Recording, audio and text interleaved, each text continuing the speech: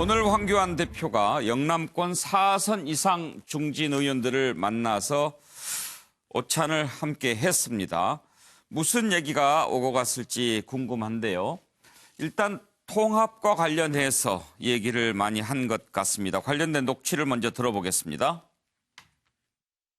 10년 전에 탈북해서 지금 그래야 이제 앞으로 우리들 다 살인죄 한 말씀만. 아니 나 아무 말 안 했어. 혹시 대표님 요전에도 이제 보수 대통합에 대해서도 말씀 많이 하셨는데요. 오늘도 대표님께 그런 쪽으로 좀 조언이나 이런 걸 좀 해주셨네요. 황 대표한테 들어봤어. 말 안 합니다. 뭐 당을 잘 추스러 가보자, 뭐 그런 건설적인 얘기를 했습니다. 어떻게 하면 또 우리가 좋은 공천이 될까, 뭐 이런 얘기도 했고요. 통합이나 이런 얘기에 대해서 네네. 뭐 다 원론적인 얘기했어요. 예, 일단 통합과 관련해서는 보수 통합이 아니고 자유민주 세력 내 통합에 대해서 논의한 것으로 지금 그렇게 전해지고 있습니다. 그런데 지금 통합과 관련해서 여러 가지 걸림돌이 많이 있는데요. 일단 유승민 의원 변화와 혁신 변혁 대표 물러나면서 새 대표로 오신한 원내대표를 지명했습니다. 통합과 관련해서 황교안 대표로부터 분명한 답이 없다. 보수 통합 논의에는 참여하지 않겠다. 이렇게 선을 그었는데요. 자, 한번 좀 짚어보도록 하겠습니다. 이와 관련된 내용을 또 한번 들어보시죠.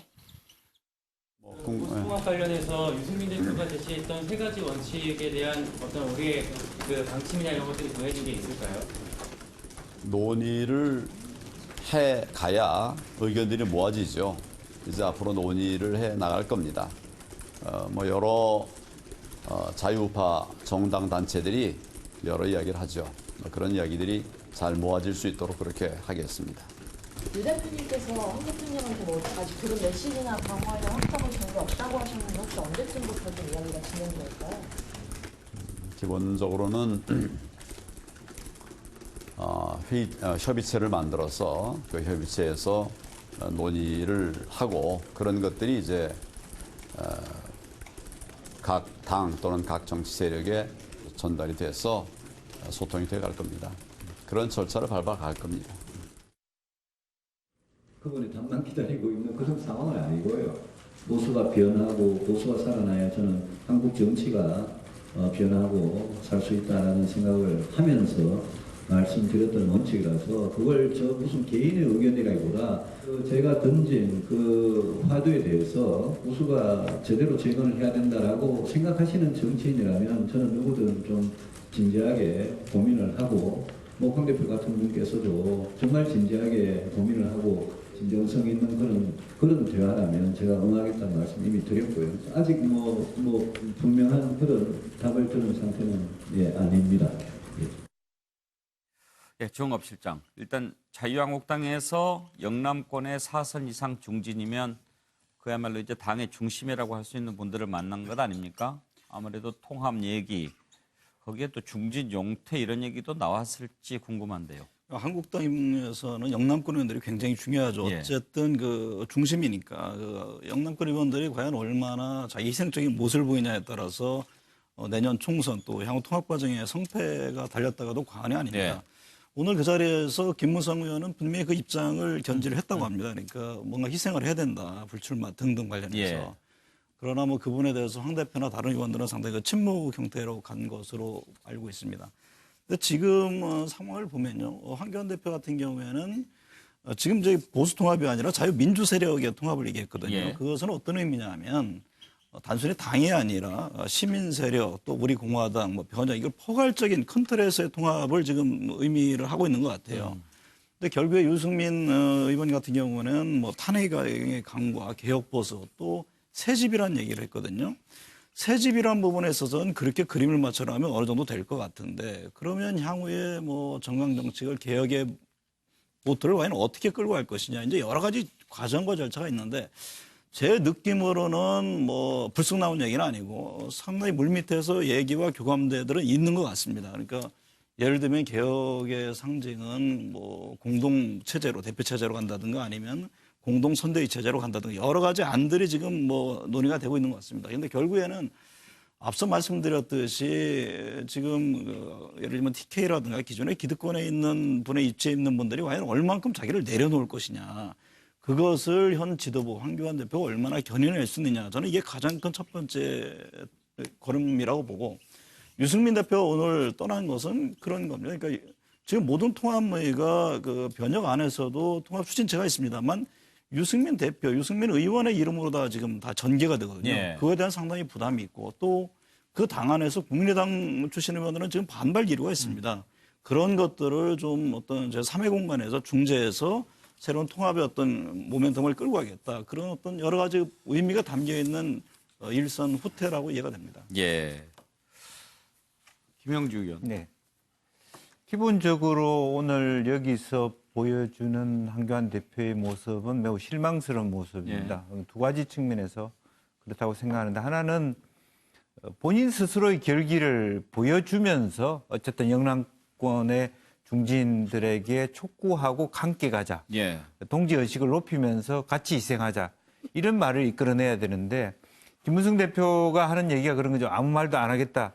실망했다 그런 얘기거든요. 그렇게 그냥 어려운 지점에 대해서는 본인도 몸살이하고 이런 측면. 예. 또 하나는 그 바로 직전의 모습. 즉 유승민 대표하고 얘기하면서 우리가 이 탄핵의 강 뭐 당신이 얘기하는 걸 다 극복할 수 있다고 얘기했으면 그 말에 대하여 저 자리에 와서도 나는 그렇게 생각한다.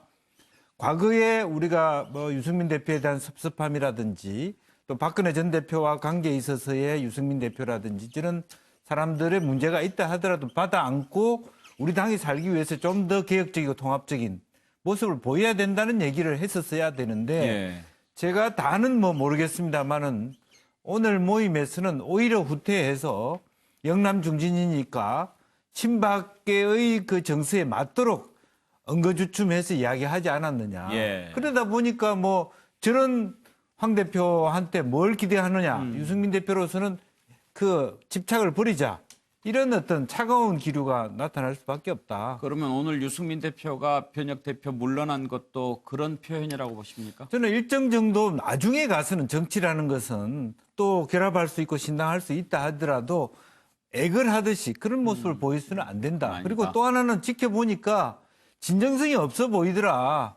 당장. 말만 통합하자고 예. 하고. 그런 의미에서 말하자면 보수 통합이란 말과 자유민주 세력이라고 하는 말이 뭘 의미하느냐. 자유민주 세력은 좀 더 다시 자기한테는 마치 우리 공화당하고는 안 할 것처럼 얘기해놓고 예. 이제 영남 중진들한테 우리 공화당 우선으로 할 것처럼 얘기하는 저 사람을 어떻게 우리가 건강한 파트너로 인식할 수 있겠냐. 이런 느낌을 줬다는 면에서 오히려 말하자면 황교안 대표의 리더십에 손상이 가고 있지 않느냐. 저는 그렇게 생각이 듭니다.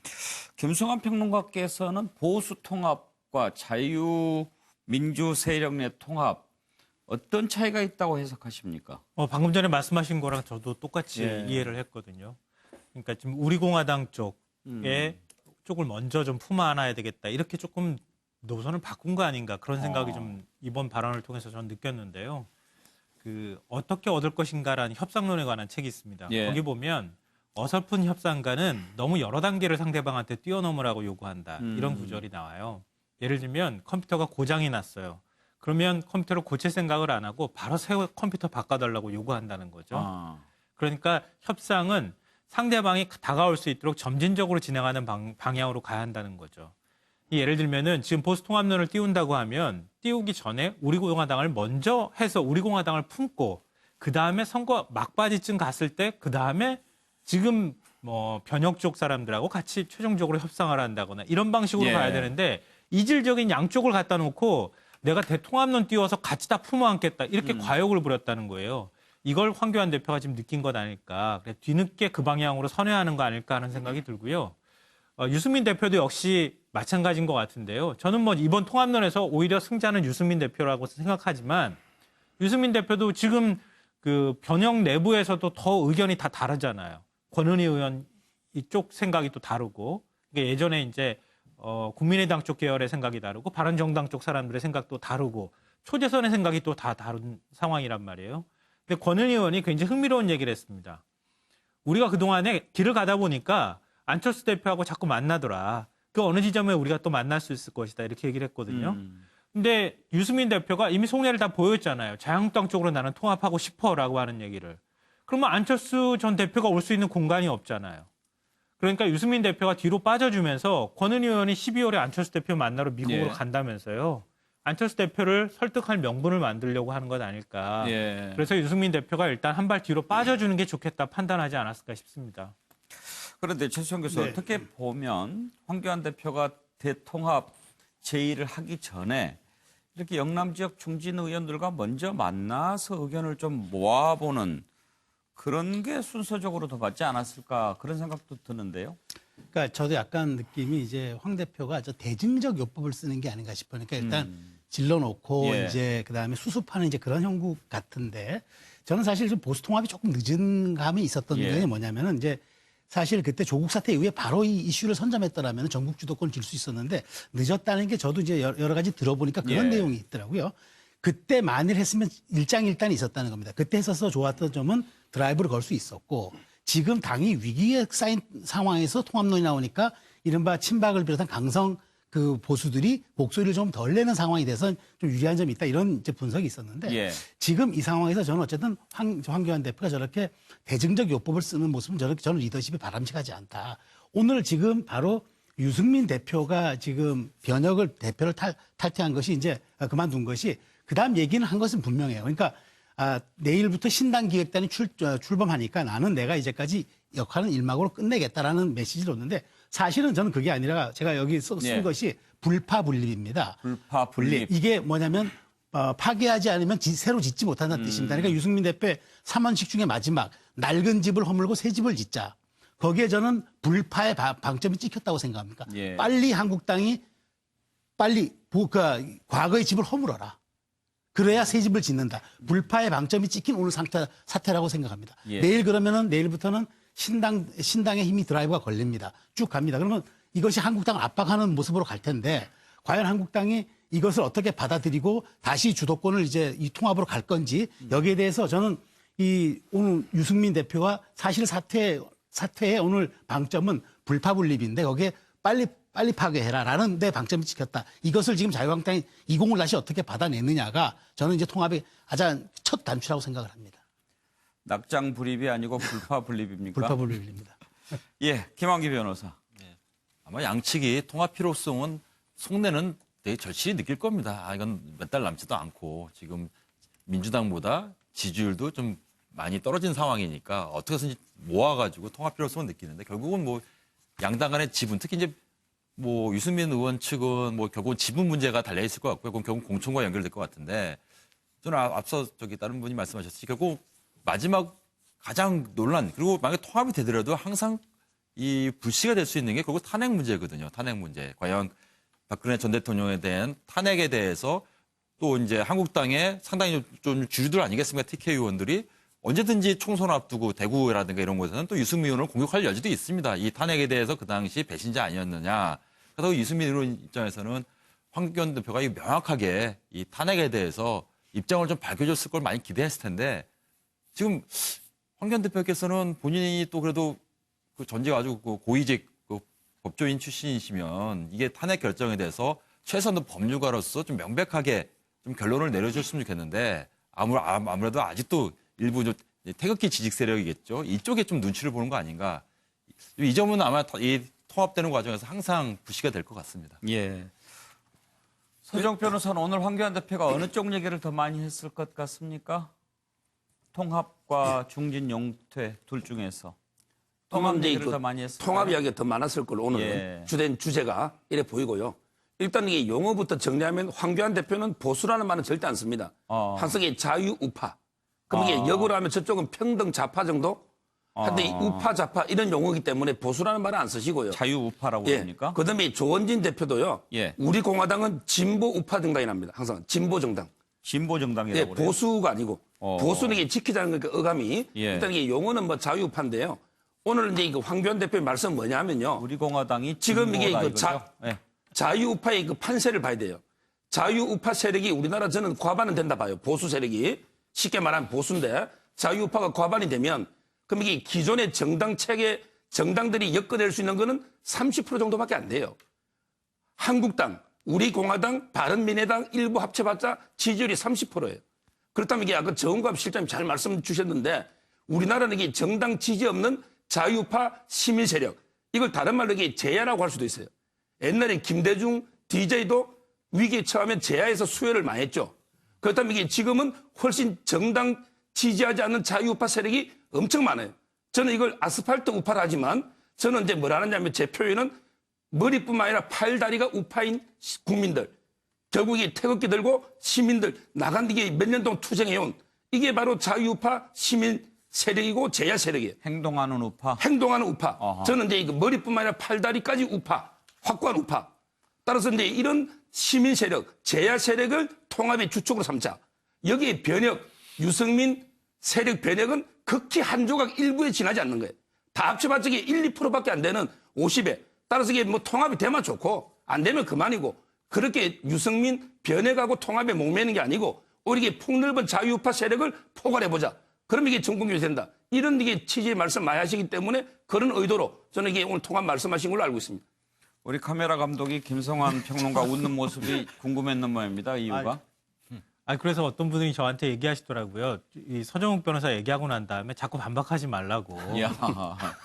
자꾸 카메라를 이렇게 양쪽으로 잡아준다고 그렇게 얘기하시는데 제가 얘기도 안 했는데. 우리 공화당이나 뭐 변혁이나 이런 이게 정당은 어떤 극히 부분이 일부지 우스웠어요? 자유우파 세력을 모아보자 이런 취지죠. 진보? 저는 저 서정욱 그 변호사를 적극 지지하는데요. 예. 그 황교안 대표가 저런 방식으로 가면 민주당한테 큰 기회가 온다고 저는 그렇게 생각합니다.